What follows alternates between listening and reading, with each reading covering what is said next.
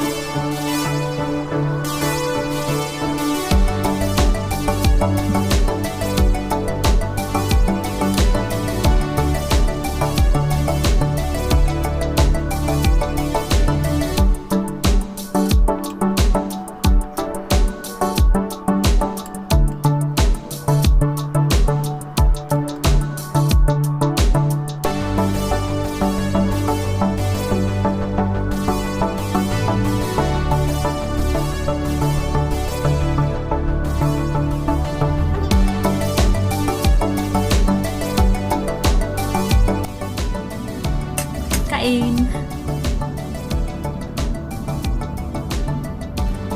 Sakto lang yung tamis niya.